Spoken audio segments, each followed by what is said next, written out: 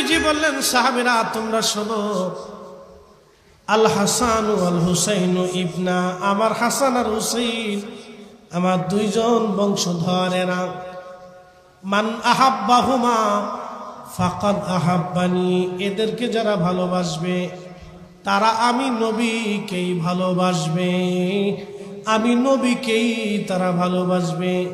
ওয়ামান আহাব্বানি, আমি নবীকে যারা ভালোবাসবে, আহাব্বাহুল্লাহ, আল্লাহকে তারা ভালোবাসবে।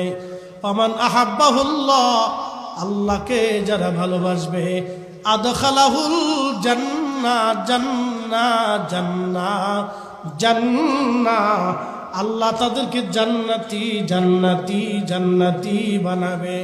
দুনিয়াতে যারা আহলে বাইতে রসুলকে ভালোবাসবে, হাসান হুসাইনকে যারা ভালোবাসবে, আজকে আমরা তাদেরকে মহাব্বত করে আহলে বাইতে রসুলের ভালোবাসায় শুহাদায়ে কারবালা মাহফিলে বসে গেছি, আমরা তাদেরকে ভালোবাসি।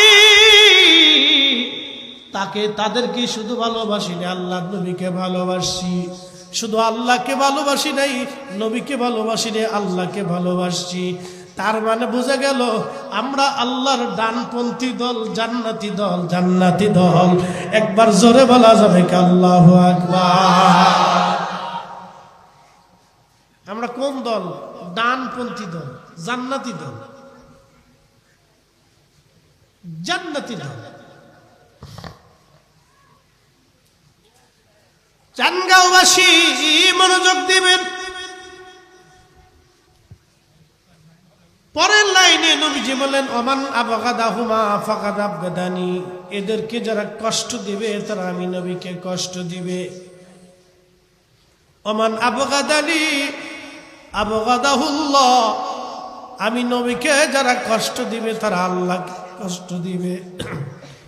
আমি নবীকে যারা কষ্ট দিবে তারা আল্লাহকে কষ্ট দিবে। ওমান আবগাদাহুল্লাহু আদখালাহুন নার, আল্লাহকে যারা কষ্ট দিবে তারা জাহান্নামী, জাহান্নামী, জাহান্নামী, জাহান্নামী, তারা বামপন্থী দল। আল্লাহর হাবিব সরাসরি সুস্পষ্ট ভাবে নবীজি বক্তব্য দিয়ে গেলেন।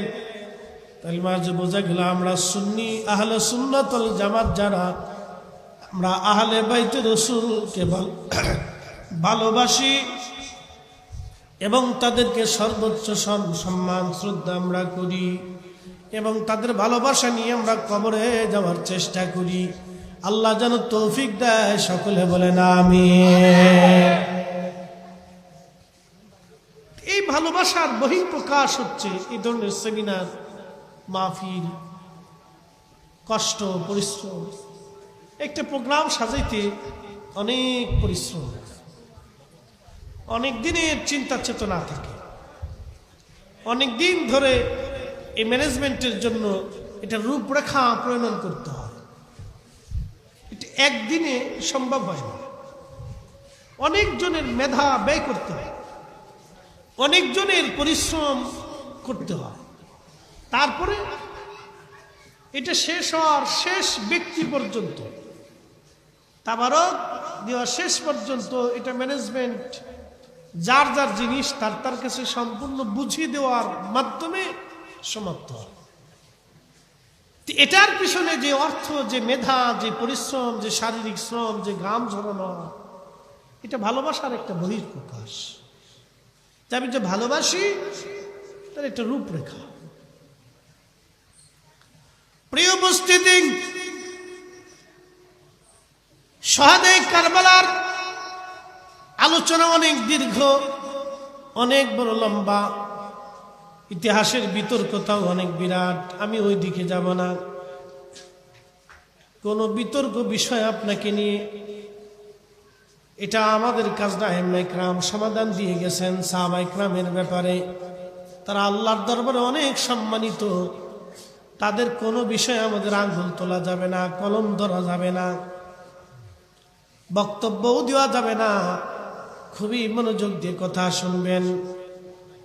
আল্লাহর হাবিবের আওলাদ, আওলাদ রাসূল ইমাম হুসাইন রাদিয়াল্লাহু আনহু কারবালায় শহীদ হবেন। এই বিষয়ে ইমাম আহমদ ইবনে হাম্বল রাহিমাহুল্লাহ কেন হাদিসে কারিমা লেখেন, হযরত আলী রাদিয়াল্লাহু আনহু সিরিয়াতে যুদ্ধের জন্য রওনা করেছেন সৈন্যবাহিনী নিয়ে। কারবালার পাশ দিয়ে ফোরাত নদীর তীর ঘেঁষে উনি সৈন্যবাহিনী নিয়ে রওনা করেছেন। ওনার বিরাট বড় সৈন্য 50,000 সৈন্য নিয়ে রওনা করেছেন।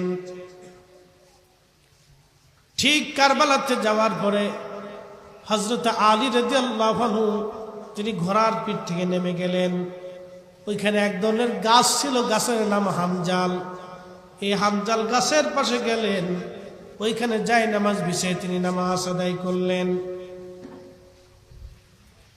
নামাজ শেষে তিনি দোয়া করলেন। একসাথে বলবেন মারহাবা। না না, জোরে বলেন, জোরে জোরে, আরো জোরে, আরো জোরে। সালাতের পরে দোয়া, সালাতের পরে দোয়া আল্লাহর কোরআন কর্তৃক এটা প্রতিষ্ঠিত। আল্লাহ বলেন, ইয়া আইয়ুহাল্লাযীনা আমানুস্তাঈনু বিস-সাবরি ওয়াস-সালাহ। তোমরা আল্লাহর সাহায্য চাও দুই পদ্ধতিতে।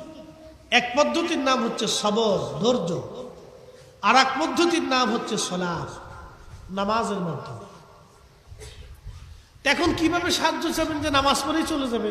বিষয়টি এরকম না। এটা সাহাবায়ে কেরাম, আল্লাহর হাবিব এবং আউলিয়া ইকরামের রূপরেখা দিচ্ছে। যেমন আলী রাদিয়াল্লাহু আনহুর জীবন থেকে বলতেছি। তো উনি নামাজ পড়লেন, নামাজ শেষ করে আল্লাহর দরবারে হাত বাড়িয়ে দিয়ে দোয়া করতে লাগলেন, কাঁদতে লাগলেন, চোখের পানি ফেলতে লাগলেন, আর দোয়া করতে লাগলেন। দোয়া শেষ হয়ে যাওয়ার পরে ওনার সঙ্গী সাহাবায়ে কেরাম ছিলেন এবং সঙ্গী যারা ছিলেন, ওনার সৈন্যবাহিনীর যারা ছিলেন, তারা জিজ্ঞেস করলেন, ইয়া আমিরাল মুমিনিন, আপনি এইখানে দোয়া করলেন, নামাজ পড়লেন, বিষয় বুঝলাম না। আমিরুল মুমিনিন জবাব দিলেন, ও আমার সঙ্গীরা, আমার সাহাবীরা, প্রিয় নবীর সাহাবীরা গো, আমি আমার মাসুক নবীর জবান থেকে শুনেছিলাম এই কারবালাতে এই হামজাল গাছের পাশে আমার হুসাইন শাহাদাতের আমি সুধা নিবে। আমার হুসাইনের সঙ্গে সেই দিন তার প্রিয়জন এখানে নির্মমভাবে শহীদ হবে। খুবই জুলুম তাদের সাথে সেই দিন করা হবে। ও আমার সাথীরা, আমি আমার রসুলের জবান থেকে শুনেছি সাহাবায়ে কেরামের শাহাদাতের পরে, সাহাবীদের শাহাদাতের পরে সৃষ্টির মধ্যে সবচেয়ে দামি শহীদ তারা হবে যারা আমার হুসাইনের সঙ্গে এই ময়দানে শহীদ হবে। একসাথে জোরে বলা যাবে কি আল্লাহু আকবার।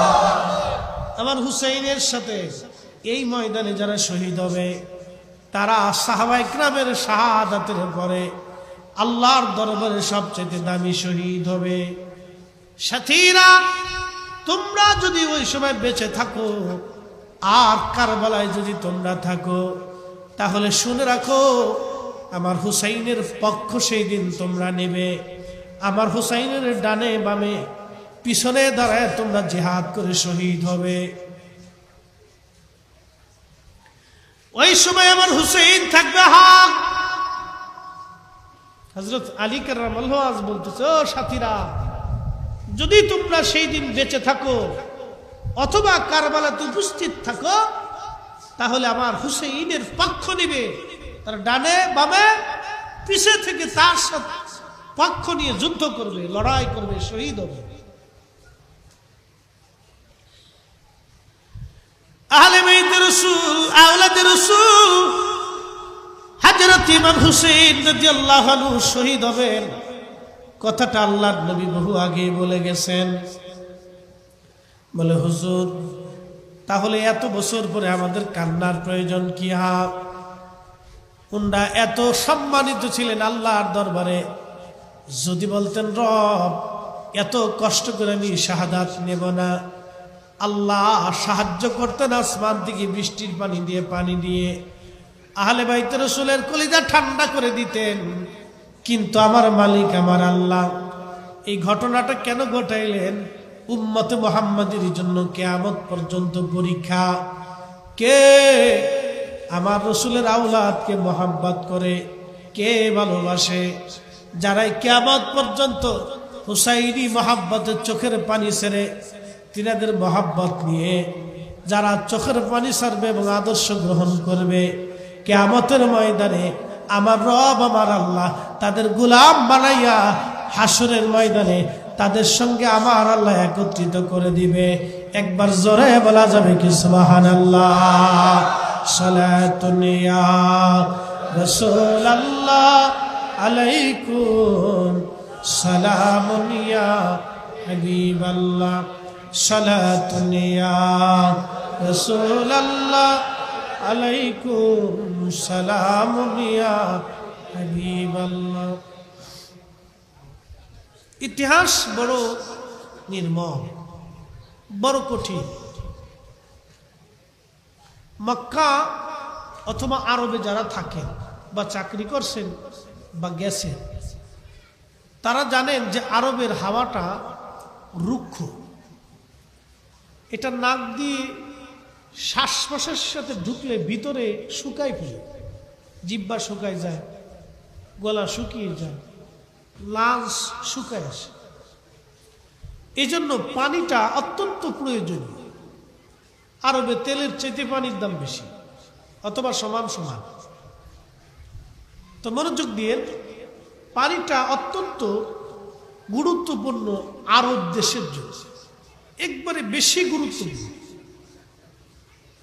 এরা খাদ্য না খেয়ে থাকতে পারে কিন্তু পানি না খেয়ে থাকতে পারবে না। যারা হজে গেছেন অথবা বিদেশে গেছেন, আরবে গেছেন, তারা জানেন এটা খুবই ইম্পর্টেন্ট। তা আহলে বাইত রাসূল সাল্লাল্লাহু আলাইহি ওয়াসাল্লাম তিনি কারবালাতে উপস্থিত। পাশে ফরাত নদী প্রবাহিত। এই নদীটা অত্যন্ত গুরুত্বপূর্ণ একটা নদী। হাজার হাজার বছর ধরে, লক্ষ বছর ধরে নদীর বয়স, কিন্তু নদী শেষ হয় না। এই নদীটা একদিন শেষ হবে। আল্লাহর হাবিব বলছেন সহিহ বুখারীতে কিতাবুল ফিতানে, যে এই নদীর ভিতরে স্বর্ণের পাহাড় ভেসে উঠবে। ওই স্বর্ণের পাহাড় নিয়ে, ওই সম্পদ নিয়ে পৃথিবীতে যুদ্ধ শুরু হবে, মারামারি হবে। এই যুদ্ধে যারা অংশগ্রহণ করবে 100 জনের ভিতরে 99 জন মারা যাবে, একজন বেঁচে থাকবে। তাহলে যুদ্ধটা কত ভয়াবহ হবে। এই ফোরাত নদীর পানি শুকিয়ে যাবে, এর ভিতর থেকে স্বর্ণের পাহাড় ভেসে উঠবে, অর্থাৎ পাহাড় আসবে, স্বর্ণ পাহাড় ভেসে আসবে। এই স্বর্ণকে কেন্দ্র করে পৃথিবীতে মারামারি যুদ্ধ শুরু হবে, বিশ্বযুদ্ধ, ওয়ার্ল্ড ওয়ার। 100 জনে 99 জন মারা যাবে, একজন বেঁচে থাকবে। ধরেন এখন ফোরাত শুকিয়ে গেল, স্বর্ণের পাহাড় ভেসে উঠলো, যুদ্ধ শুরু হলো। পৃথিবীতে মানুষ আছে 800 কোটি। প্রত্যেক 100 কোটিতে 99 কোটি মারা যাবে, 1 কোটি বেঁচে থাকবে। প্রত্যেক 100 কোটিতে 99 কোটি মারা যাবে, 1 কোটি বেঁচে থাকবে। সারা পৃথিবীতে মানুষ বেঁচে থাকবে মাত্র 8 কোটি, মারা যাবে বাকি সব। এই বিশ্বযুদ্ধ তো কি পরিমাণ যুদ্ধ সারা পৃথিবীতে হবে। এই ফোরাত নদীতে অত্যন্ত গুরুত্বপূর্ণ একটা নদ। এই ফোরাতের তীরে মুহররমের 10 তারিখে ঘটনাটা ঘটল। এই মুহররমের 10 তারিখে পৃথিবীতে আরো ঘটনা ঘটছে, আরো ঘটনা ঘটবে। অ্যাটেনশন, পৃথিবীতে আরো ঘটনা ঘটেছে। যেমন বর্তমানে কাবা, এই কাবা শরীফে চারপাশে 40 দিন তাওয়াফ করেছিল হযরতে নূহ আলাইহিস সালামের নৌকা। মহাপ্লাবনে সারা পৃথিবীতে পানি আর পানি, পাহাড়ের মতো বড় বড় ঢেউ। নূহ আলাইহিস সালামের নৌকাটা ছিল 1200 হাত লম্বা, 600 হাত প্রস্থ। আমাদের এই ছোট হাতে না, নূহ আলাইহিস সালামের হাতে। নূহ আলাইহিস সালাম ছিলেন আদম আলাইহিস সালামের 3 পুরুষ পরে। আদম আলাইহিস সালাম ছিলেন ওনার হাতের 60 হাত লম্বা। একসাথে বলবেন সুবহানাল্লাহ, না আরো জোরে? 60 হাত লম্বা। নূহ আলাইহিস সালাম যদি 3 পুরুষ পরে হয় তাহলে হয়তো আধা হাত কম হয়েছে, হয়তো আধা হাত কম। তাহলে আধা হাত যদি কম হয় তাহলে উনি অন্তত প্রায় 60 হাত লম্বা। তো উনার হাতের 1200 হাত লম্বা ছিল সেই নৌকা, 3 তলা বিশিষ্ট নৌকাটা। এই নৌকাটা বানানোর জন্য নূহ আলাইহিস সালাম 100 বছর আগে গাছ লাগিয়েছিলেন। 100 বছর পর্যন্ত এই গাছটা বড় হয়েছিল। তো গাছটা কত বড় হবে? সেই নৌকা নির্মাণ করলেন। এক তলায় মানুষ, আর এক তলায় পশু পাখি, আর এক তলায় কীট পতঙ্গ, হাবি যাবে আরো বিভিন্ন জিনিস জোড়ায় জোড়ায় জোড়ায় জোড়ায় নিয়ে, জোড়ায় জোড়ায় নিয়ে। নূহ আলাইহিস সালামের নৌকা বইটা ছিল না, মাঝি ছিল না, পাল ছিল না, ব্রেক ছিল না। এটা অটোমেটিক আল্লাহ কর্তৃক নিয়ন্ত্রিত ছিল। জোরে জোরে বলে সুবহানাল্লাহ। আল্লাহ কর্তৃক নিয়ন্ত্রিত। আহলে বাইত রাসূল হচ্ছে সাফিনাতুন নূহ, নূহ আলাইহিস সালামের কিস্তির মতো। ওই দিন যারা নূহ নবীর কিস্তিতে উঠেছিল তারা মুক্তি পেয়েছিল। আর এই সময় যারা আহলে বাইত রাসূলকে ভালোবাসবে তারা মুক্তি পাবে। একসাথে বলা যাবে আল্লাহু আকবার। আমার বিষয়টা এরকম না যে আহলে বাইত রাসূলকে ভালোবাসে সাহাবায়ে কেরামকে গালিগালাজ করা, এরকম না। কিন্তু প্রিয় উপস্থিতি, নূহ আলাইহিস সালামের নৌকা 40 দিন পর্যন্ত, 40 রাত পর্যন্ত কাবা শরীফের চারপাশে তাওয়াফ করতে লাগলো।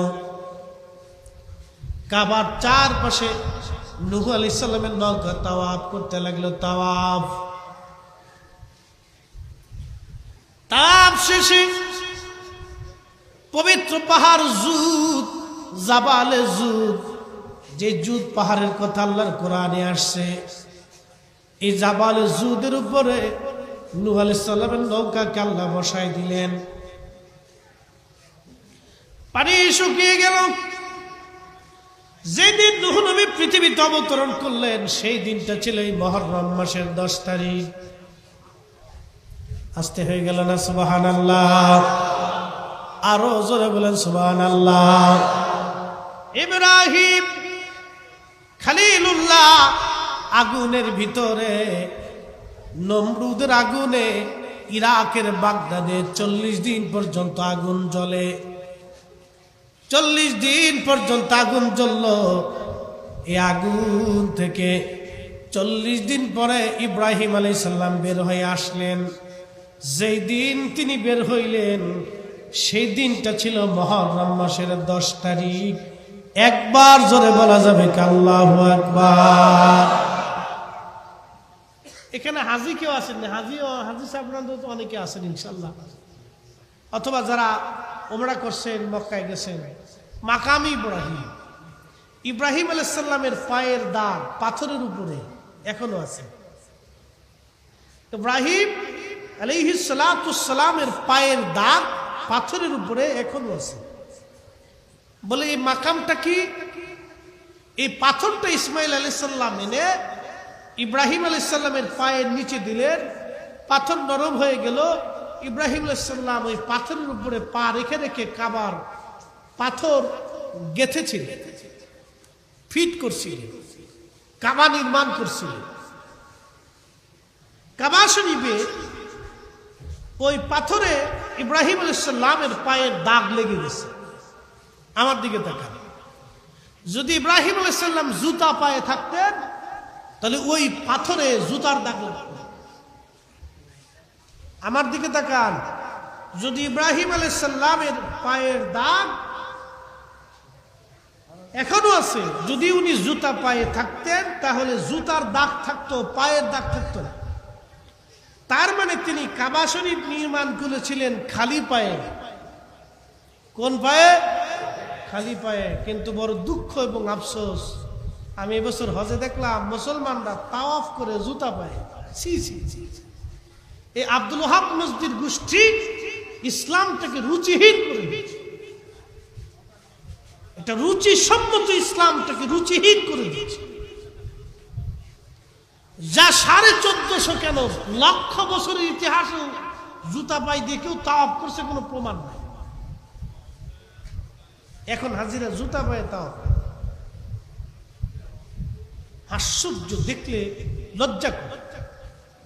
মুসলমান খামার চত্বরে মুতাফের ভিতরে হেরে আল্লাহর ঘর কি করে মুসলমান জুতা পাই দিতে তাওয়াফ করে?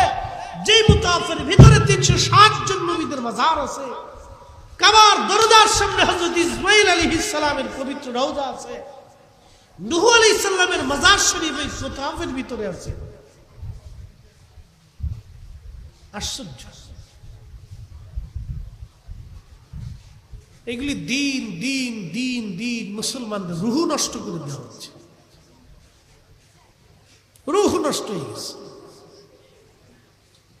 এত রূহ নষ্ট হয়েছে যে আপনি দেখেন তো আরবের মুসলমানরা বলে দিবেন যে এরা পুষ্টিকর খাবার খায়, এরা পুষ্টিহীন খাবার খায়। বুঝতে পারছেন? চেহারা দেখলে বোঝা যায় যে এদের হালত আর এদের হালত। কিন্তু আমরা খাবার যাই খাই, ইমানের বেলায় আমরা দুর্বল না। কথা কন না কেন? না ভুলে গেছে? আমাদের শারীরিক দুর্বলতা আছে কিন্তু ইমানের বেলা দুর্বলতা নেই। একসাথে বলা যাবে আল্লাহু আকবার। না না, আরো জোরে বলো।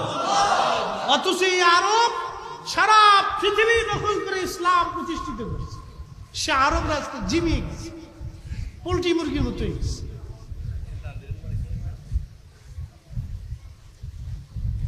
প্রিয় মুসলমান, খুবই মনোযোগ দিয়ে কথাগুলি শুনবেন। হযরত সাইয়েদনা ইব্রাহিম আলাইহিস সালাম কাবা ঘর নির্মাণ করলেন খালি পায়ে। আমরাও কাবা তাওয়াফ করলাম খালি পায়ে। জুতা পায়ে চালু হয়ে গেল। আগামী 2-4 বছর পরে দেখবেন মুসলমান সবাই জুতা পায়ে তাওয়াফ করে। মসজিদে নববীতে দেখলাম জুতা পায়ে পুলিশ হাঁটা চলাফেরা করে। কি বুঝলেন আপনি? কি বুঝলেন আপনি? মসজিদে নববীতে পুলিশরা জুতা পায়ে দিয়ে ডিউটি করতেছে, আবার কারো জুতা ছাড়াও আছে, কেউ জুতা পায়ে দিয়ে চলে।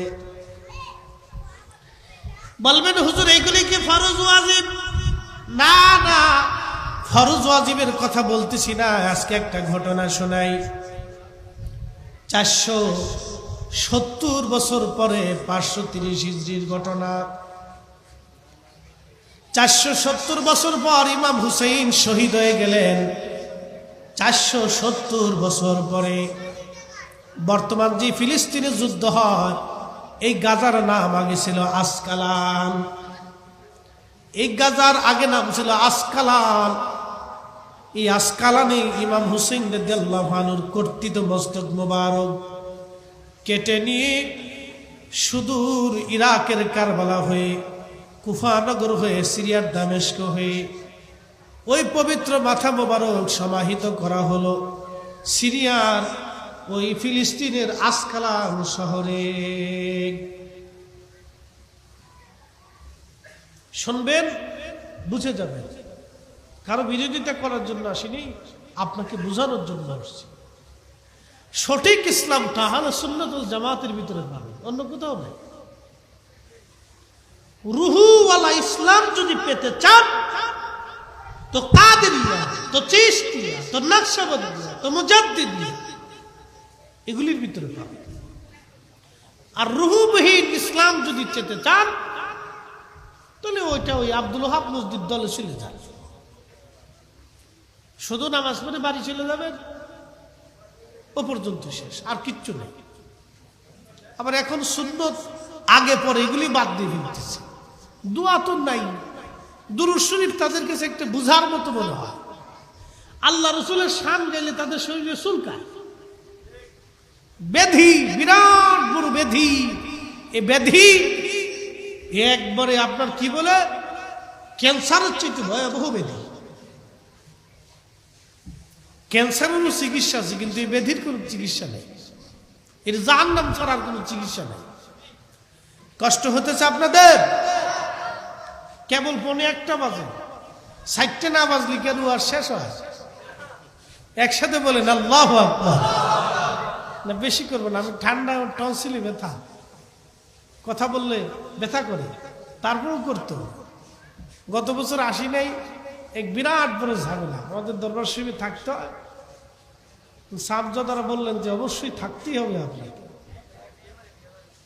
তো অনুষ্ঠানে আমার মতো বক্তা না থাকলে তো বুঝে থাকতেই হয়। এখন ওনাদের হুকুম পালন করতে যায় শাহজাহান ভাই সহ আপনাদেরকে কষ্ট দিয়ে ফেলছি। মাহফিল দিয়ে মাহফিলে না আসার মতো অভিজ্ঞতা আমার খুব কম, কারণ এগুলি করাটা অন্যায়, দ্বিতীয়ত ন্যায়ের বিরুদ্ধ, তৃতীয়ত এটা একটা কি বলে আপনার এই শরম, অনেক বড় শরম, লজ্জার কারণ। তো যা হোক, আল্লাহ রাব্বুল আলামিন এই বছর সুযোগ করে দিছেন, আপনাদের মাঝে আসছি, আপনারাও বসছেন, আল্লাহ কবুল করছেন। কত মানুষ কবরে চলে গেছে, আল্লাহ আমাদেরকে এখনো দুনিয়াতে রাখছে। আমার আরাফাতের মাঠে আমাদের চোখের সামনে মরে গেল হাজী। আহা, প্রচন্ড হিট স্ট্রোকে মরে গেল। ঠান্ডা পানি নিয়ে দিছি, তাও কথা বলে, বরফের পানি নিয়ে দিছি, কাজ হয় না, হিট স্ট্রোকে মরে গেল। কিছুই করার নেই, দেখতে দেখতে মারা গেল। তো আল্লাহর বান্দার ওই সময়টা, আরাফাতের ময়দানে মৃত্যুটা, এটা তো অন্তত দামি মৃত্যু। আরাফাতের মাঠ, এটা হলো ক্ষমার মাঠ। আল্লাহ হাজীদেরকে এখানে ডেকে নিয়ে মাফ করে দেয়। আল্লাহু আকবার। হাজীদেরকে আল্লাহ আরাফাতের ময়দানে নিয়ে মাফ করে দেয়, ক্ষমা করে দেয়। এখানে আল্লাহ হাজীদেরকে ডেকে নিয়ে মাফ করে। যদিও মনে হবে একটা মাঠে আসছে, এখানে কি আছে না আছে, আল্লাহ এখানে মাফ করে দেয় হাজীদেরকে। মুজদালিফাতে আল্লাহ মাফ করে দেয়, মিনার মাঠে আল্লাহ ক্ষমা করে দেয়, হাজীদেরকে মাফ করে দেয়। আল্লাহর ঘরে তাওয়াফের সময় হাজীদেরকে আল্লাহ মাফ করে দেয়।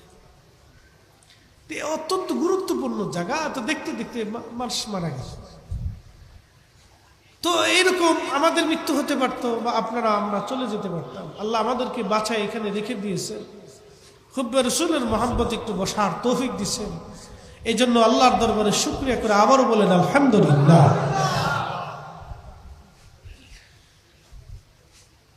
তো ইমাম হুসেইন রাদিয়াল্লাহু আনহু শহীদ হলেন 470 বছর আগে। ঘটনা 530 হিজরি, 470 বছর পরে। কিন্তু ইমাম হুসেইন রাদিয়াল্লাহু আনহু শহীদ হয়েছিলেন 60 হিজরিতে। 60 হিজরিতে তিনি শহীদ হয়েছিলেন। 60 হিজরির পরে প্রায় 61 হিজরির কাছাকাছি।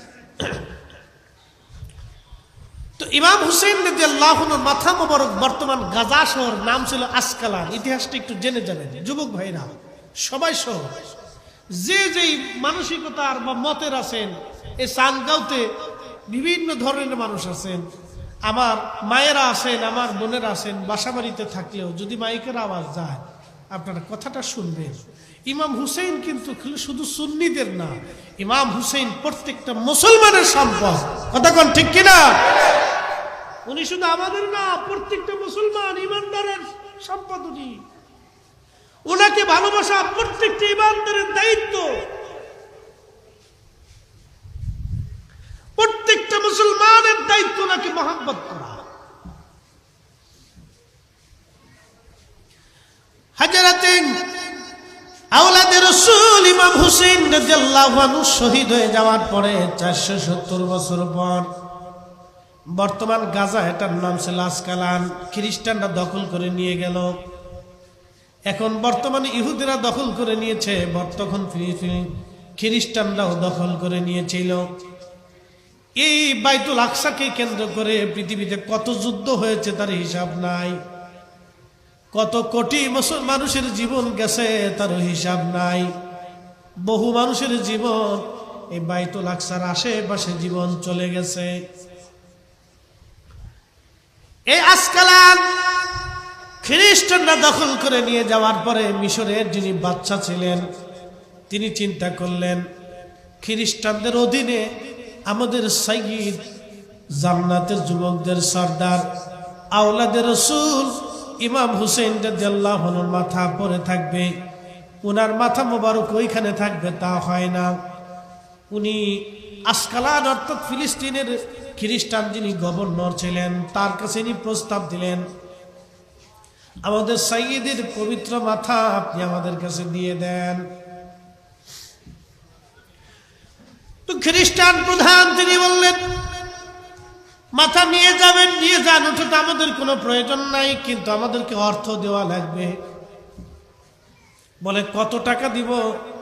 30,000 স্বর্ণের দিরহাম দিতে হবে। 30,000 কত হাজার? জোরে বলেন। বর্তমানে কত হাজার লক্ষ মার্কিন ডলার হবে হিসাব করে? 30,000 স্বর্ণের দিরহাম মুদ্রা আমাকে দিতে হবে। স্বর্ণে মুদ্রা আমাকে দিতে হবে। যদি দেন তো টাকা দিয়ে দেন, স্বর্ণ মুদ্রা দেন, মাথা মোবারক নিয়ে যান, ওটা আমাদের দরকার নেই। মিশরের গভর্নরের চিন্তা হচ্ছে 30,000 কেন, 30 লক্ষ কোটি স্বর্ণ মুদ্রা গেলেও আওলাদে রাসূলের মাথা মোবারক এনে আমার মিশরে রাখা, এটা আমার জন্য ভাগ্য। একসাথে বলবেন না আল্লাহু আকবার। মিশরের গভর্নর, মিশরের বাদশা তিনি বললেন, ঠিক আছে আমি আপনার প্রস্তাবে রাজি। 30,000 স্বর্ণ মুদ্রা দিয়ে দিলেন। মিশরের বাদশা নিজে গেলেন সৈন্য সামন্ত নিয়ে, আমির ওমরা নিয়ে, উলামায়ে কেরাম নিয়ে তিনি নিজে গেলেন ইমাম হুসাইন রাদিয়াল্লাহু আনহুর পবিত্র মস্তক মোবারকের রওজা শরীফ যেখানে ছিল, উনি ওইখানে গেলেন। জুতা পায়ে দিয়ে যান নাই, খালি পায়ে। ও মুসলমান, ইতিহাস শুনে যান। এখনকার বর্তমানে আব্দুল ওয়াহাব মসজিদ মৌলবীরা থাকলে ওনারে বেদাতি বলতো, নাহলে মুশরিক বলতো, যে শিরিক করছে। খালি পায়ে জুতা ছাড়া গেল কা, এটা বেদাত করছে। জুতা পায়ে দিয়ে যান নাই, খালি পায়ে। খালি পায়ে আহলে বাইতে রাসূলের ইজ্জতে সুলতানে কারবালা হুসাইন রাদিয়াল্লাহু আনহুর সম্মানে তিনি খালি পায়ে গেলেন ইমাম হুসেন রাদিয়াল্লাহু আনহুর মস্তক মোবারক আনার জন্যে। তিনার একটা চিন্তা, শহীদে কারবালা, সুলতানে কারবালা, রাসূলের আওলাদ শহীদ, তিনার পবিত্র মাথা আনতে যাব, জুতা পায়ে দিয়ে কেমনে আনি? উনি খালি পায়ে গেলেন, সৈন্য সামন্ত নিয়ে গেলেন, ওনার লোক লস্কর নিয়ে মাজার মোবারক থেকে মাটি সরাইয়া যখন মস্তক মোবারক বের করলেন, 470 বছর আগে যেইভাবে দাফন করা হয়েছিল, আহা, পবিত্র মাথার চুল মোবারক, চক্ষু মোবারক, ভুরু মোবারক, দাড়ি মোবারক, ঠোঁট মোবারক তখনও জিন্দা, তাজা তাজা, আর রক্তগুলি তখনও তাজা তাজা ঝরে ঝরে পড়তেছিল। একবার আওয়াজ তুলে বলা যাবে আল্লাহু আকবার। বুঝে যা।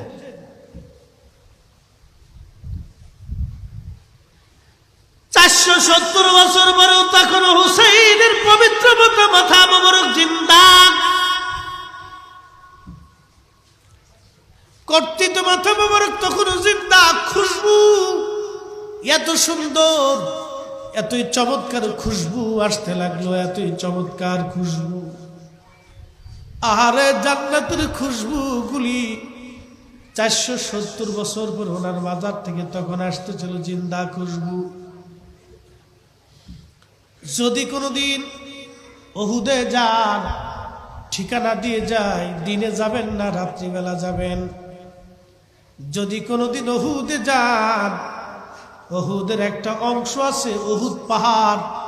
মনে রাখবেন, দুনিয়াতে কয়েকটা জায়গা আছে জান্নাতের জায়গা। একটা জায়গার নাম নবীজির হুজরা মুবারক থেকে মিম্বার শরীফ পর্যন্ত রাউজাতুম মিন রিয়াজিল জান্নাহ, জান্নাতের বাগান। এইখানে যদি আপনি নামাজ পড়েন তাহলে বুঝলেন আপনি জান্নাতে নামাজ পড়েছেন। এইখানে যদি দোয়া করেন তাহলে বুঝলেন আপনি জান্নাতের বাগানে দোয়া করেছেন। এখানে যদি কাঁদেন তাহলে বুঝলেন আপনি জান্নাতের বাগানে কেঁদেছেন। এইখানে যদি সেজদায় পড়ে থাকেন তাহলে বুঝবেন আপনি জান্নাতের বাগানে জান্নাতে সেজদায় পড়ে আছেন। দুনিয়াতে এই জায়গাটুকু জান্নাতের টুকরো। একসাথে বলা যাবে কি আল্লাহু আকবার। নবীজি আসা যাওয়ার কারণে হুজরা শরীফ থেকে মিম্বার শরীফে বারে বারে বারে বারে বারে বারে বারে বারে আমার নবীজি আসা যাওয়ার কারণে যদি জায়গাটা জান্নাতের বাগান হয়, আমার দেশের নাফরমান মৌলবীরা ওয়াজ করে মদিনাতে দোয়া কবুলিয়াতের কোনো জায়গা নাই। আরে হারামজাদা, মদিনায় যদি দোয়া কবুল না হয় পৃথিবীর কোথাও দোয়া কবুলিয়াতের জায়গা নাই। কথা কোন ঠিক কিনা? এগুলি আলেম হইছে কি? শিল করতে হইলে ভালো হইতো। হ্যাঁ, এগুলি মৌলবী শিখিয়েছে, কোথায় পড়াশোনা করছে, কোন কিতাব পড়ছে, কি অ্যাটিটিউড, ধ্যান ধারণা। এগুলি দাড়ি রেখে ফাঁকি ফুঁকি রেখে মৌলবী নাম দিয়ে শায়েক মেক মাদানি আজানি কত কিছু লাগাই দিয়ে এগুলি হয়েছে কি জন্য? কোথার থেকে পড়াশোনা করছে, কি বুঝে আল্লাহ জানে।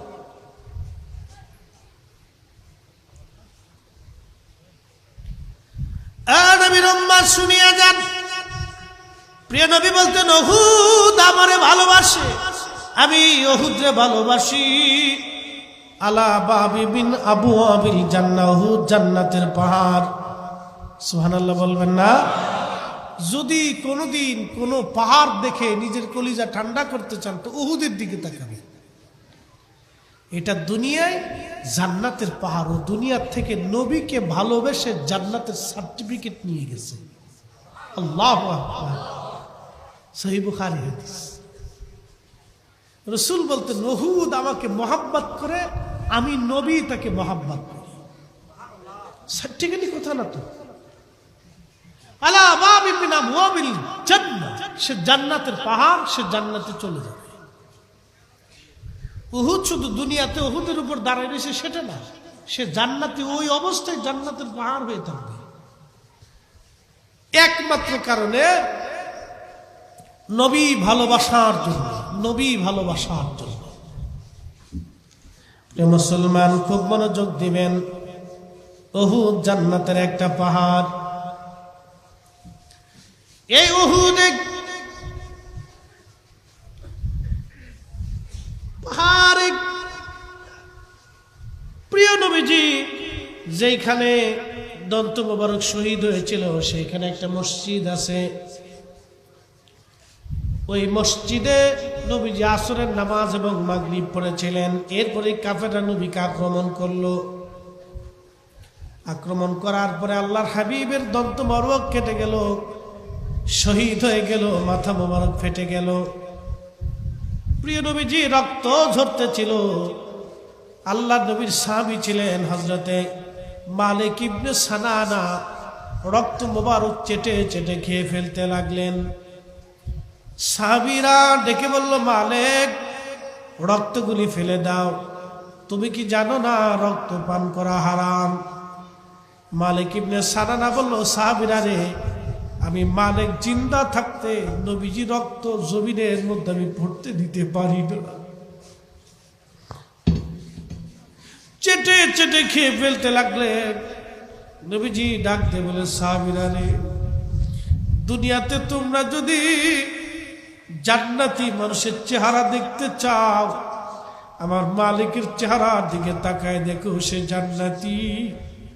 কারণ আমার পবিত্র রক্ত যা রক্তের সাথে মিশে যায় সে কখনো জাহান্নামী হতে পারে না।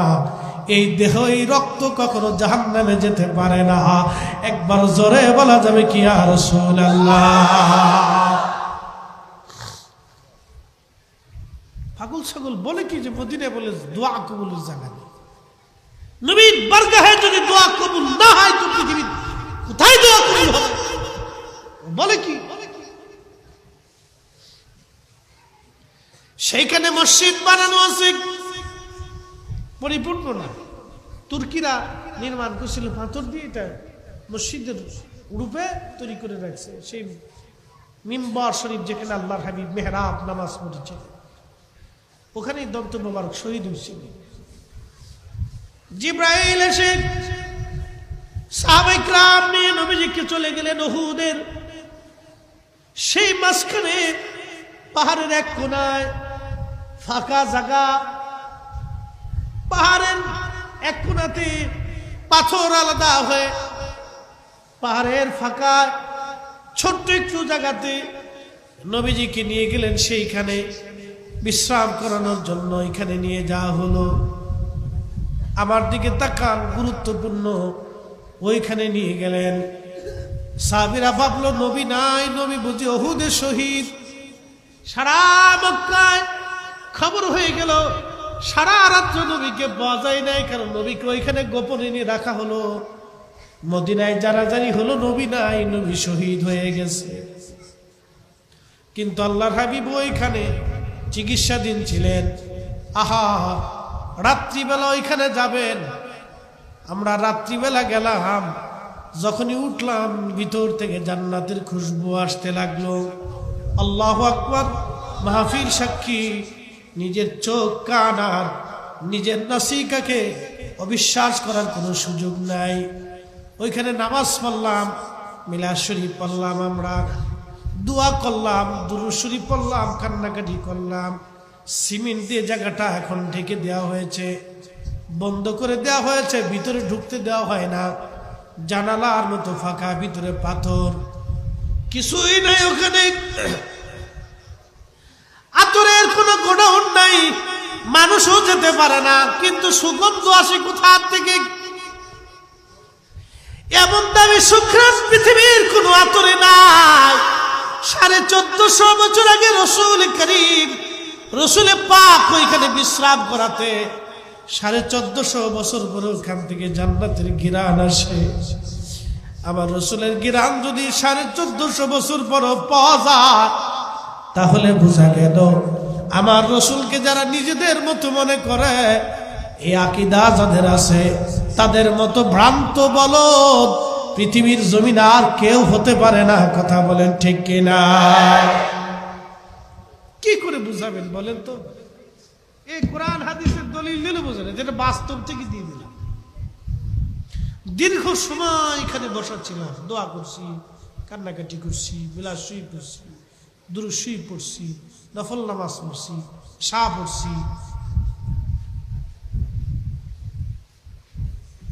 দীর্ঘ সময় সুঘ্রাণ আসতে লাগলো, আসতে মন চায় না, কিন্তু আসতে তো হবে।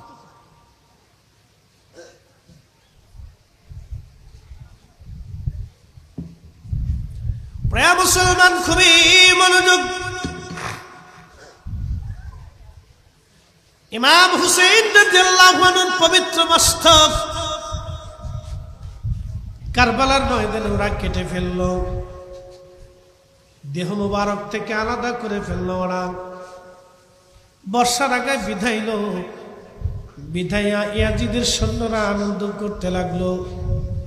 হুসেইন রাদিয়াল্লাহু আনহু পবিত্র দেহ মুবারক তারা আলাদা করে ফেললো, জুব্বা মুবারকটা খুলে ফেললো, খালি গায়ে বালুর মধ্যে শোয়াইয়া কর্তৃত দেহ মুবারক খানা আলাদা করে বালির মধ্যে শোয়াইয়া ইয়াজিদি বাহিনী 70টা ঘোড়াকে তারা সিরিয়াল করলো। আপনারা জানেন যুদ্ধের ঘোড়াগুলি যেগুলো যুদ্ধ ক্ষেত্রে ব্যবহৃত হয়, ঘোড়ার পায়ের খুরের নিচে কিন্তু ওখানে আপনার লোহা ব্যবহার করা হয়, যাতে পা আটকে না যায়, খুর ভেঙে না যায়। দৌড়াইতে গেলে ঘোড়ার যাতে কষ্ট না হয়, নিচে লোহা ব্যবহার করা হয়। ওই 70টা যুদ্ধের ঘোড়াকে সিরিয়াল করে 70 জন আরোহী, আহারে 70 জন আরোহীর মধ্যে একজনও কাফের ছিল না। একজনও খ্রিস্টান ছিল না, ইহুদি ছিল না, 70 জনই কালমা পড়নেওয়ালা ছিল।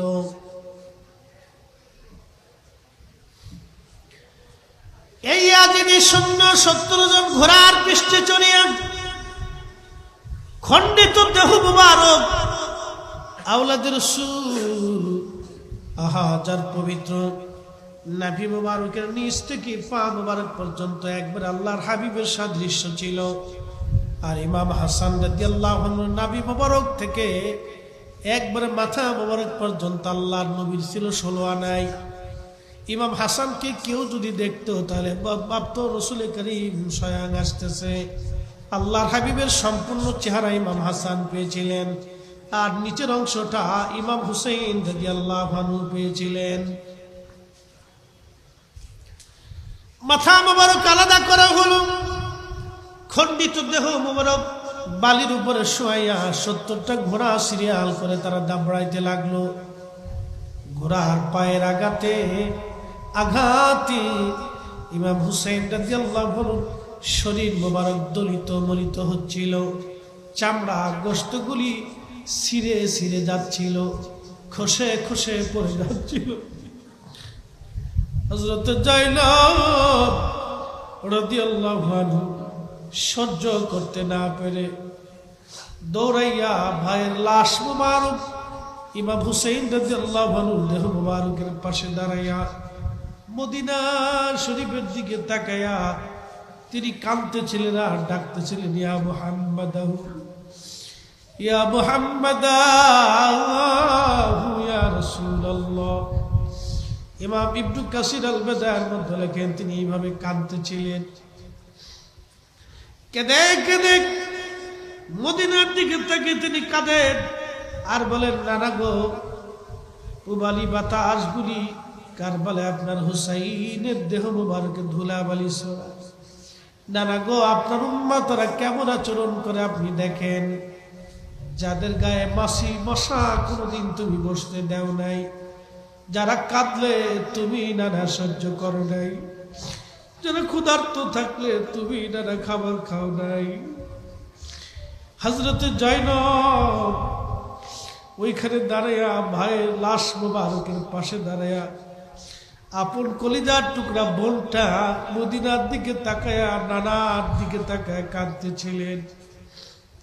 ইমাম ইবনে কাসির বলেন, ঠিক তখনই হযরত ইবনে আব্বাস রাদিয়াল্লাহু আনহু কাবা ঘরের সঙ্গে হেলান দিয়ে আসরের নামাজের পরে কাবা শরীফের সঙ্গে হেলান দিয়ে নামাজ পড়ে তিনি হেলান দিয়ে বসেছিলেন। খুব অল্প সময়ের মধ্যে তার তন্দ্রা এসে গেল, ঘুম এসে গেল।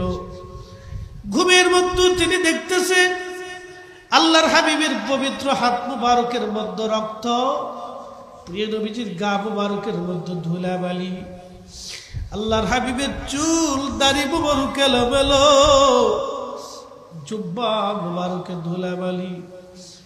নবীজি কাঁদেন আর মক্কাতুল মুকাররমার দিকে নবীজি দৌড়ায় দৌড়ায় আসে। ইবনে আব্বাস বলতেছিলেন, হুজুর, জীবনে কোনদিন আপনাকে এরকম কাঁদতে দেখি নাই। নবী গো, আপনার গা মোবারকের মধ্যে এরকম ধুলাবালি কোনদিন আমি দেখি নাই। হুজুর, আপনার চুল দাড়ি মুবারক এলো বেলো কেন গো নবীজি? আপনার হাতের মধ্যে রক্ত কেন গো নবী? আপনি কাঁদেন কেন? মক্কার দিকে দৌড়ে আসেন কেন? ইয়া রাসূলুল্লাহ, জীবনে এরকম আপনাকে কোনোদিন দেখি নাই। নবী গো, আজকে আপনার হালত এরকম কেন? ইবনে আব্বাস রাদিয়াল্লাহু আনহু রাইসুল মুফাসসিরিন আব্দুল্লাহ ইবনে আব্বাস বলতেছে, আমার নবীজি ডাক দেয়া বলতেছে, ইবনে আব্বাস রে, আমার আব্দুল্লাহ মক্কায় খবর দাও, আমার হুসাইন নাই, কারবালাতে আমার হুসাইন শহীদ হয়ে গেছে। আমি নবীজি আমার হুসাইনের শাহাদাতের সময় আমি নবী তার পাশে ছিলাম। আমি তার এবং তার সাথে যে রক্ত গুলিনি আল্লাহর আদালতে যাইতেছি। ইবনে আব্বাস তুমি খবর দাও আমার হুসাইন আর নাই। এ সবজ গম্বদ ওয়ালি मंजूर दुआ करना जब वक्त नजर आए आका दीदार आता करना दीदार आता करना। मैं कब्र अंधेरी में घबराऊंगा जब तन्हा मैं कब्र अंधेरी में घबराऊंगा जब तन्हा इमदाद मेरी करने आजान रसूल अल्लाह इमदाद मेरी करने आजान रसूल अल्लाह। रोशन मेरी तुरबत को इल्लाह जरा करना जब वक्त नजर आए आका दीदार आता करना दीदार आता करना।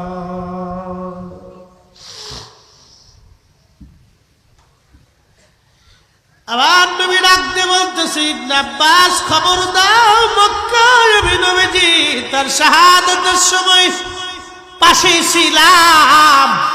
চিৎকার মেরে জোরে বলেন তো ইয়া রাসূলুল্লাহ।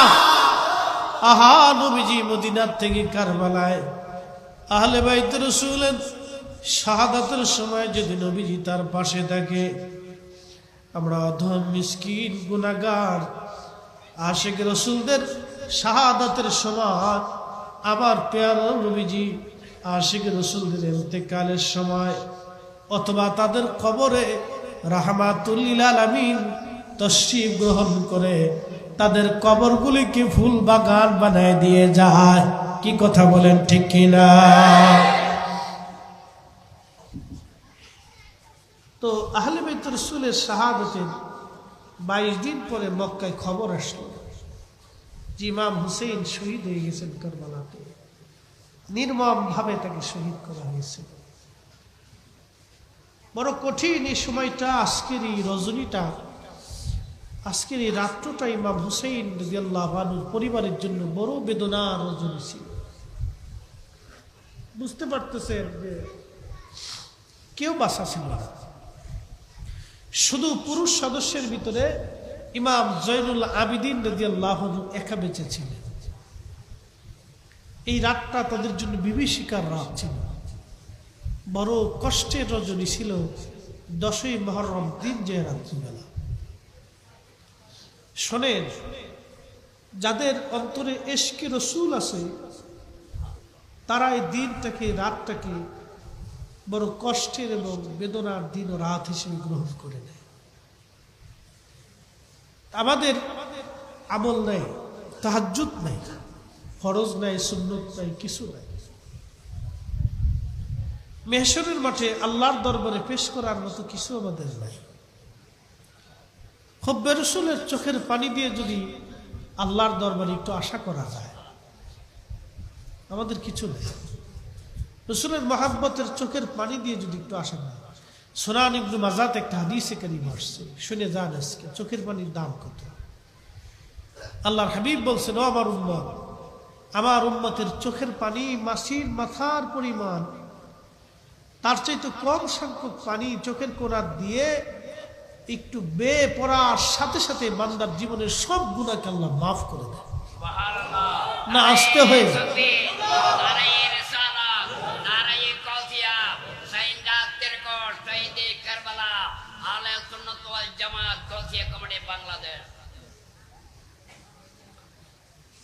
আচ্ছা, অনেক গজলের বিষয় আসছে, অ্যাটেনশন। তো আমাদের নাই কিছু, এইটুক দিয়ে যদি আল্লাহর দরবারে মাফের আশা করা যায়। আমার দিকে তাকান, বলে হুজুর প্রমাণ কি? প্রমাণ দিচ্ছি। আপনার ছেলেটা অনেক অপরাধ করছে, বিরাট অপরাধ করছে, ক্ষমার অযোগ্য অপরাধ করে ফেলছে আপনার ছেলেটা। আপনি ছেলেটাকে খুব ভালোবাসেন, তো এসে আপনার সামনে যদি চোখের পানি ফেলে কাঁদে দিয়ে বলে আব্বা মাফ করে দেন। পৃথিবীর কোনো বাবা স্থির থাকতে পারে না, কোনো মা স্থির থাকতে পারে না। মায়ের চাইতে বাবার চাইতে 99 গুণ, 1 গুণ তো আল্লাহ সৃষ্টির মধ্যে মোহাব্বতকে বিলি করে দিছে, বাকি 99 গুণ মোহাব্বত আল্লাহ তার নিজের কাছে রাখছে। নিজের কাছে রাইখে আল্লাহ বান্দার বিচার করে। বাকি 99 গুণ মোহাব্বত আল্লাহর কাছে। 1 গুণ মোহাব্বতের জন্য যদি মা স্থির থাকতে না পারে, তাহলে বান্দার চোখের পানি পড়ার আগে এই কোণার থেকে ভেসে আসার সাথে তার জীবনের সব গুনাহকে আল্লাহ রাব্বুল আলামিন ক্ষমা করে দেন, মাফ করে দেন। একসাথে বলুন আল্লাহু আকবার। উহুদ পাহাড় যদি রাসূল করিমকে মোহাব্বত করে আল্লাহর হাবিবকে জায়গা দিয়ে যদি সে জান্নাত নিয়ে যেতে পারে, সেখান থেকে এখনো ঘ্রাণ আসে, বেহেশতের ঘ্রাণ আসে। আমি নিজে শুকে আসছি, রাত্রে দীর্ঘ সময় ছিলাম, কয়েক ঘন্টা উপস্থিত ছিলাম। আমার মন চাইছিল যদি সারা জীবন এখানে থাকতে পারতাম, আমার জিন্দেগির পুরাটা সময় যদি আমি এখানে কাটাইতে পারতাম। এত চমৎকার ঘ্রাণ, বেহেশতের পরিবেশ, চমৎকার বাতাস এসে লাগতেছিল, যদি সারা জীবন এখানে কাটাইতে পারতাম। তো নবীকে মোহাম্মত করার জন্য যদি উহুদ জান্নাত নিয়ে যেতে পারে, আমাদের চোখের পানি, আহলে বাইত রাসূলের মোহাব্বতের চোখের পানি বৃথা যাবে না। কথা কোন ঠিক না বেঠে? এটা বৃথা যাবেই না, কখনই না। আপনার ঘাম বৃথা যাবে না, আপনার অর্থ বৃথা যাবে না, আপনার আজকের পরিশ্রম কখনই বৃথা যাবে না। এটা কবুল হবেই। এটা নিঃস্বার্থভাবে আপনারা করেছেন, স্বার্থহীন ভাবে আপনারা করেছেন। হুব্বে রাসূলের ভালো, একবারে রাসূলের আওলাদের মোহাব্বতে করছেন, আর কোনো কারণে না। এখানে কোনো ভেজাল নেই। পানিতে ভেজাল আছে, এটার ভিতরে ভেজাল আছে, কিন্তু এই মোহাব্বতের ভিতরে ভেজাল, এটাতে ভেজাল আছে, থাকতে পারে। ফুলের ভিতরে ভেজাল থাকতে পারে, কিন্তু এটার ভিতরে ভেজাল নেই। হাজিরিন, এগুলি খুব দামি। আপনারা অনেকেই নানান কথা বলবে, ওদিকে কান দিবেন না, কখনোই কান দিবেন না। ইসলামটাকে রুচিহীন করে দেওয়া হচ্ছে, রুচিহীন। আপনি যদি মদিনা রওজা শরীফে যাওয়ার সময় কাঁদেন, তো পুলিশ সন্দেহ করে, ভাবে এটা বেদাত। ওরা ওই মতুয়াগুলি আছে, মৌলবীজি, সৌদির মৌলবী, এরা একটা বেদাতি। নবী রওজা মুবারকের পাশে দাঁড়ায় কানলে ওরা বলে বেদাতি। সি সি সি, এটা রুচিহীন ইসলাম। 2-3 প্রকারের হাজি দেখছি আমি রওজা শরীফে। এক প্রকারের হাজি হাঁটতে হাঁটতে যায়, ও ছবি তুলে ভিডিও করে রওজা শরীফের পাশে ছবি তুলে। আমার মন চায়, আমি তো অনেকবার গেছি, বারবার গেছি, তো মন চায় যে ঘাট ধাক্কা দিবেন কি। আবার চিন্তা করি আল্লাহ হাবিবের বরগাহ রওজা শরীফ, এখানে তো এখানে তো আমার কোনো অধিকার নাই। ছবি তুলতেছে, ভিডিও করতেছে, বউরে দেখাইতেছে, দেখো রাসূলুল্লাহ রওজা, এই ভিডিও করে দেখায়। কি আশ্চর্য! তার অনুভূতি না যে এখানে কে ঘুমাই রয়েছে। আল আনবিয়া ওয়া হায়াউন ফি কুবুরিহিম ইউসাল্লুন, নবীরা রওজা শরীফে জিন্দা, আমার নবী ওইখানে ঘুমানো, ওখানে নবী দেখে কে উম্মত আমার কাছে আসছে, আমাকে কে সালাম দিচ্ছে। মান দারা কবরি ওয়াজাবাত লাহু শাফাআতি ইয়াউমুল কিয়ামা, যে আমার জিয়ারতে আসলো তাকে কিয়ামতের ময়দানে সুপারিশ করা আমার জন্য কর্তব্য হয়ে যায়।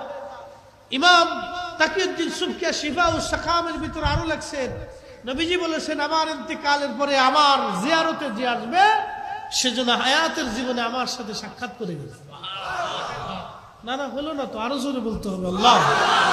একসাথে বলেন তো আল্লাহু আকবার। নবী আছে? জোরে বলেন আছে। 470 বছর পরেও যদি ইমাম হুসাইনের কর্তৃত মস্তক থেকে রক্ত আসে, 1450 বছর পরেও যদি উহুদ থেকে সুঘ্রাণ আসে, যদি ইমাম হুসাইন রাদিয়াল্লাহু আনহুর মস্তক 470 বছর পরেও ওই হালতেই থাকে, কোনো পরিবর্তন নাই, আমার রাসূল আছে, নবী রাউদা শরীফে আছে। কথা বল ঠিক কিনা?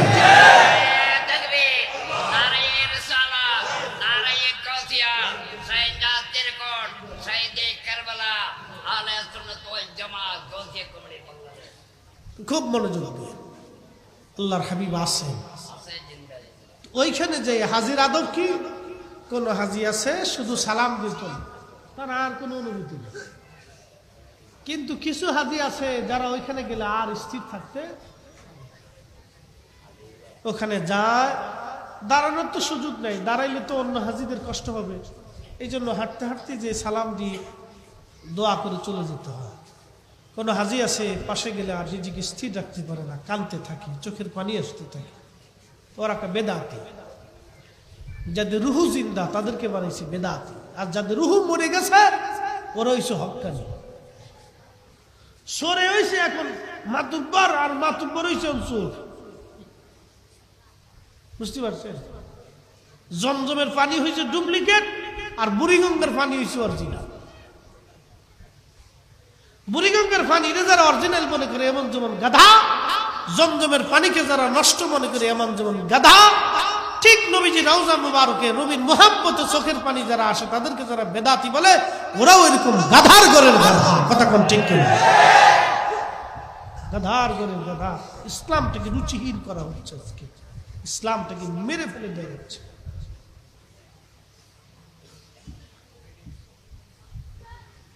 আমার হজ কবুল হয়েছে আমি জানি না। আরাফাতে মানুষের দোয়া কেন কবুল হয় জানেন? আরাফাতে হাজিরা স্থির থাকতে পারে না, আল্লাহ মাফ করে দেয়। কেন? কান্নাকাটি করে। আর যারা কান্নাকাটি নেই ওটা রুচিহীন। মিনাতে হাজি উপস্থিত হয়, হাগে মুতে পায়খানা করে, খায়, হাসে, আনন্দ করে, ফুর্তি করে। কিন্তু আমার কিছু হাজি আছে দেখবেন কাঁদতেছে, দোয়া করতেছে। দোয়া কারা করে? সুন্নি যারা, তারা মিলাদ শরীফ পড়ে, দোয়া করে, নামাজ পড়ে, কান্নাকাটি করে। বাকি দিয়ে দিত আর কিছু নেই। এরা মনে করে যে আইসি বয়ে থাকবো, নামাজ শেষ। কিন্তু দুয়াতে যখন আল্লাহর দরবারে হাত তুলে চোখের পানি ফেলে হাজি, তখন হাজির হজ করবো, তখন আল্লাহ মাফ করে দেয়। আমার বান্দার নিয়ে আসছে আমি দাওয়াত করে, আমার মেহমান। প্রত্যেক হাজি তো আল্লাহর মেহমান। আজকে আপনারা যারা আসছেন এখানে, আপনারা আল্লাহর মেহমান। আমরা সবাই কার মেহমান এখন? না না, জোরে বলেন কার? তো মেহমানকে কি কেউ খালি হাতে বিদায় করে? মেহমানকে কি কেউ অপমান করে বিদায় করে? মেহমানকে সবাই সমাদর করে। তো মেহমানকে যিনি, যার মেহমান হয়ে আসছি, এখন আমরা এই সবাই মেহমান, আল্লাহ মেজবান। তো মেজবানের কাছে যখন হাত তুলে কান্নাকাটি মেহমানি করে, তখন মেহমানকে কি আল্লাহ শূন্য ফেরা? আল্লাহ মাফ করে দেয়। তো বুঝতে হবে, ওরা রুচিহীন করে দিচ্ছে ইসলামটাকে। এটাকে এটা রুচি নেই, এটা নষ্ট করে দিচ্ছে ওরা। খালি বেদাত বেদাত বেদাতের ফতোয়া দিয়ে এটা ল্যাংটা বানানো হচ্ছে। প্রত্যেক ঘরে ঘরে দোয়া, মিলাদ, কোরআন খতম, কালেমা খতম চলবে। কথা কর না কেন? ঠিক কিনা? হাত তুলে বলেন চলবে? না না, হাত তুলে বলেন চলবে? হাত উঁচু করে বলেন চলবে? ও বেদাতের ফতোয়ার গোষ্ঠী কি? ও বেদাতের ফতোয়া শোনার টাইম নেই। ও যদি না মানে তোর দাওয়াত দেওয়ারও দরকার।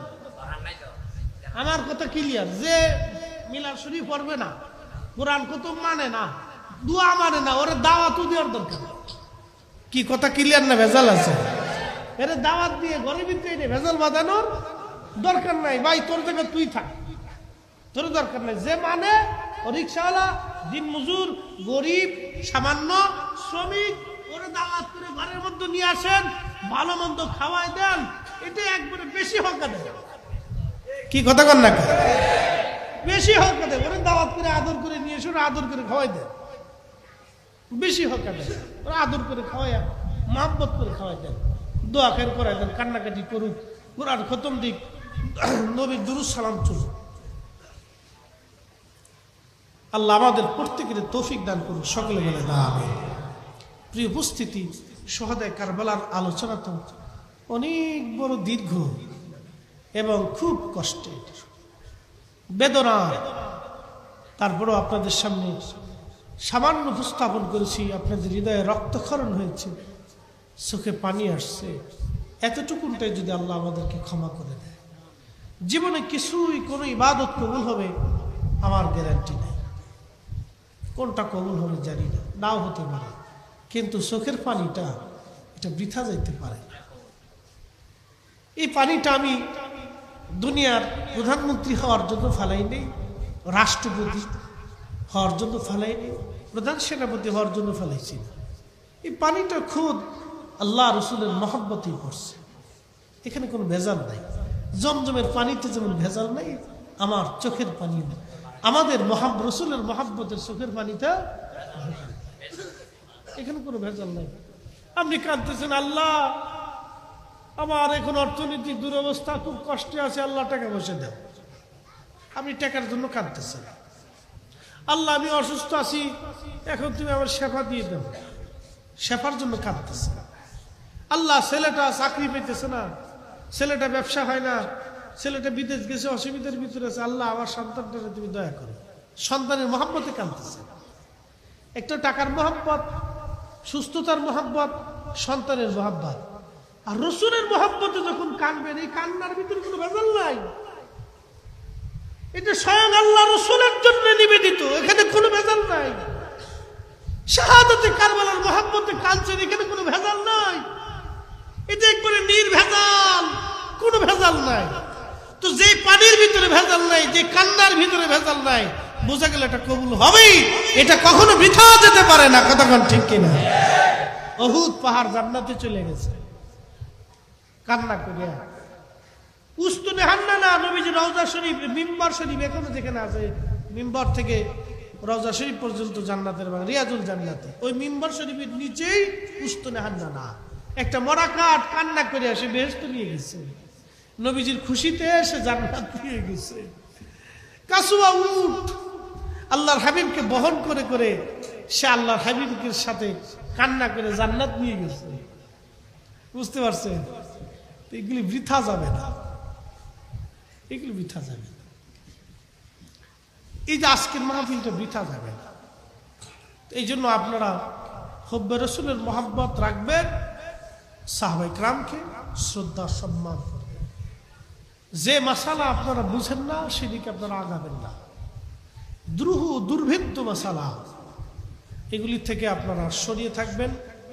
আল্লাহ রসুলের আহলে বাইতের মহব্বত নিয়ে পড়ে থাকবেন, এদিকে রুজু থাকবেন। এই বিষয়টা খেয়াল রাখবেন, যেটা বুঝবেন না ওদিকে যাবেন না। দুরূহ মাসালা আইম্মায়ে কেরামের সমাধান দিয়েছেন, অনেক বড় বড় কিতাব লিখে সমাধান দিয়ে গেছে। আরই সর্বনাশ, দলিলের পর দলিল, বিশ্লেষণ, ব্যাখ্যা অনেক দিয়ে সমাধান দিয়ে গেছে।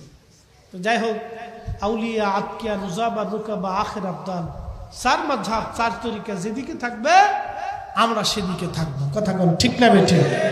যে আকীদায় থাকবে আমরা সেই আকীদায় থাকবো। হুজুর গাউসে পাকের চাইতে তো আমরা বেশি বুঝি না।